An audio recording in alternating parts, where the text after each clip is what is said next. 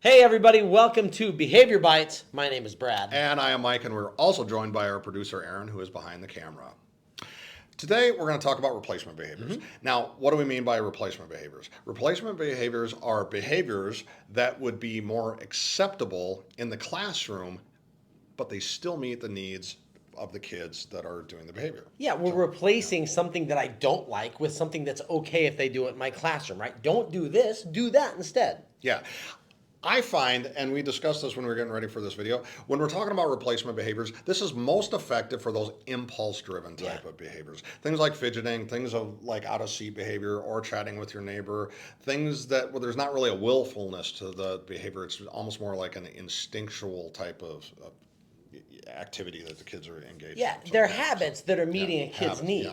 yeah. So I want you to think about this. So we're teachers, right? I'm a teacher in my classroom and I'm seeing something that my student is doing that I don't like. If I see something that I don't like, what am I going to say? Stop it. Yeah, I'm going to say stop that. Yeah. That's a normal human response and that's all right, okay?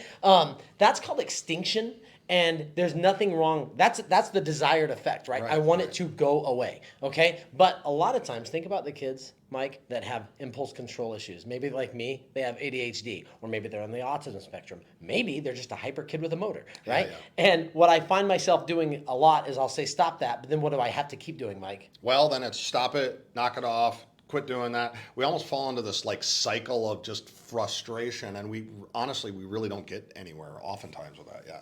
And remember I said that the behaviors that a lot of times these kids are engaging in, they are habitual and they are meeting a need, right? And so if I tell you that you can't engage in a habitual need meeting behavior and then I don't give you anything to put into its place, how likely are you to be successful at that, Mike? You're just not real. Maybe in the short term, you might get some very short term changes in behavior, but long term, you're not going to be real.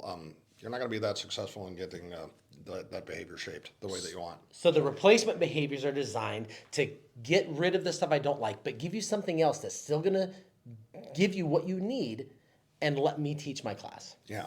So a bit of a disclaimer on this one. Like most of the behavior management strategies we talk about when we're working with individual kids, these are always going to be best when they're individualized for that kid to meet that specific kid's needs. Now, that being said, we are creating 3 specific videos about some very common classroom behaviors: fidgeting, out-of-seat behavior, and talking out in class. So talking to your neighbor. Yeah. Each one of these topics is going to get its own Behavior Bites treatment. And those videos are all available right now. You want to see something on blurting? Check it out right now. Okay? And in the meantime, go forth and do good things.